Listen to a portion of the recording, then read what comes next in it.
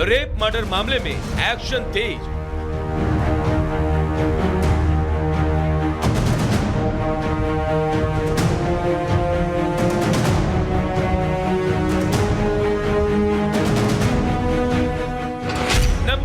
पूर्व प्रिंसिपल संदीप घोष, मानस बनर्जी बने नए प्रिंसिपल।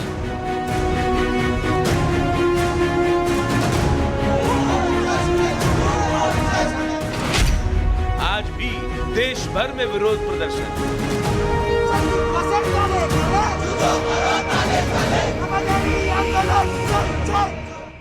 कोलकाता रेप मर्डर मामले में अब एक के बाद एक ताबड़तोड़ एक्शन हो रहे हैं। देश भर से उठ रही इंसाफ की मांग और विरोध प्रदर्शन के बाद ममता सरकार बैकफुट पर आ गई है और यही वजह है कि आनन फानन में आरजी कर अस्पताल के प्रिंसिपल सुहारिता पॉल को उनके पद से हटा दिया गया है। उनकी जगह अब मानस बनर्जी को कॉलेज का नया प्रिंसिपल बनाया गया है। इनके अलावा कॉलेज के वाइस प्रिंसिपल बुलबुल मुखोपाध्याय को हटा दिया गया है। चेस्ट मेडिसिन विभाग के चीफ अरुणव दत्ता को भी हटा दिया गया।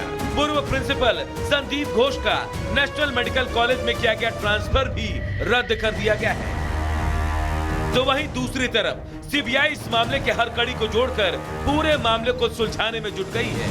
आरोपी संजय रॉय से हर तरह से पूछताछ हो रही है। तो वहीं दूसरी तरफ उसके सहयोगी और पुलिसकर्मी अनूप दत्ता भी सीबीआई के रडार पर हैं। उससे भी पूछताछ हो रही है। अनूप दत्ता को सीबीआई ने पूछताछ के लिए दफ्तर बुलाया था, जहां वो मीडिया से भागता नजर आया।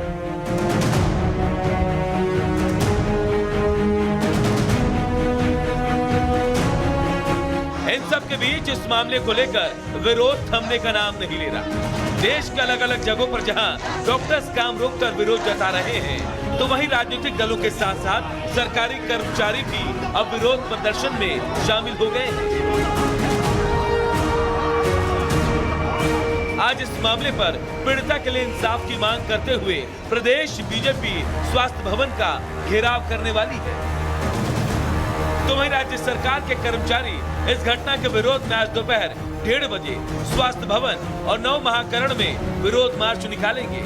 तो वहीं शाम 5 बजे के आसपास न्याय की मांग को लेकर कोलकाता प्रेस क्लब में मोमबत्ती जलाकर विरोध प्रदर्शन किया जाएगा।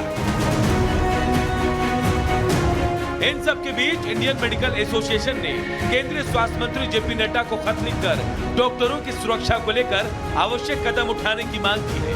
डॉक्टरों ने मांग की है कि रेजिडेंट डॉक्टरों की सुरक्षा मानकों को बढ़ाया जाए और इस पर सकारात्मक पहल के लिए जेपी नड्डा का धन्यवाद भी किया गया है। इस मामले पर विपक्ष की चुप्पी भी सवालों के घेरे में है। राहुल गांधी का इस मामले पर गोलमोल जवाब देना अब उनको भारी पड़ रहा है। बीजेपी के फायर ब्रांड नेता और केंद्रीय मंत्री गिरिराज सिंह ने इस मामले पर जहां राहुल को निशाने पर लिया, तो वहीं ममता दीदी से इस्तीफे की मांग कर दी। राहुल गांधी जब बंगाल की डॉक्टर बेटी के साथ गैंगरेप होता हो तो पत्रकारों को डांट देना, यहाँ नहीं जाएंगे। ममता बनर्जी को शर्म आनी चाहिए, एक महिला होकर के उन्हें इस्तीफा करनी चाहिए। देश भर में लगातार हो रहे विरोध प्रदर्शन के बाद अब ममता दीदी के सरकारी कर्मचारी भी उनके विरोध में उतर आए हैं। फिलहाल इस मामले में ममता बैकफुट पर आ गई है, जिसके बाद अब डैमेज कंट्रोल की कोशिश हो रही है। लेकिन यह विरोध इतनी आसानी से थमेगा ऐसा लग नहीं रहा। Bureau report, Republic Bharat. और जिस डायरी में पीड़िता ने तमाम बातें लिखी थी, बताया जा रहा है कि उसके कुछ पन्ने भी गायब हैं। मौत से पहले के डायरी के पन्ने गायब हैं। उसमें क्या क्या था ये आपको हम बता सकते हैं। Kolkata doctor rape murder case में नया खुलासा हुआ है कि आखिर जो पन्ने थे वो पन्ने कैसे गायब हुए हैं, इसकी जांच की जा रही है। ट्रेनी डॉक्टर हर दिन डायरी लिखा करती थी और उस डायरी को की जांच के लिए भी परिवार के पास पहुंची थी सीबीआई की टीम। दावा है कि मौत के दिन भी उसने एक डायरी लिखी थी और उस डायरी में कई महत्वपूर्ण बातें हो सकती हैं।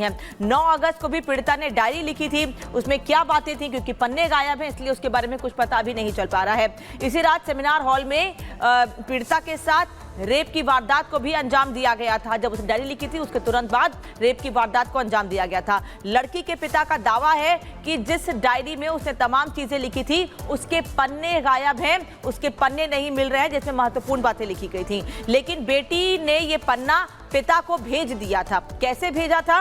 9 अगस्त को दिन में भी उसने कुछ पेज लिखे थे और पिता का यह कहना है कि कुछ पेज गायब भी हैं डायरी से। इनमें से एक पेज की फोटो खींचकर उसने मुझे यानी पिता को भेजी थी। डायरी लिखने के साथ पन्ने जरूर गायब है, लेकिन एक पन्ने की फोटो उसने अपने पिता को भेजी थी। पुलिस को डायरी से वही पेज गायब मिला है जिसको उसने अपने पिता को फोटो खींचकर भेजा था। यह दावा किया जा रहा है पीड़िता के परिवार की ओर से। अस्पताल के मौजूदा हालात का बेटी ने जिक्र किया था। जो स्थितियां अस्पताल में इस वक्त बनी हुई हैं उसके बारे में लिखा था।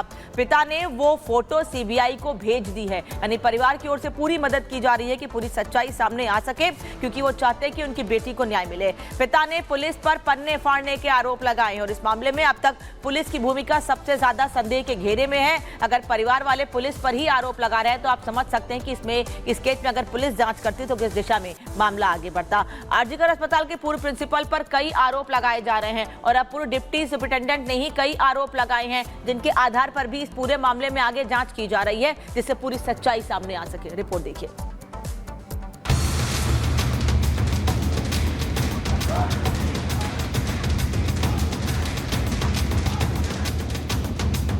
कोलकाता के आरजीकर मेडिकल कॉलेज में लेडी डॉक्टर के साथ हुई दरिंदगी और हत्या के मामले में सीबीआई के रडार पर आए पूर्व प्रिंसिपल संदीप घोष की मुश्किलें बढ़ती ही जा रही है।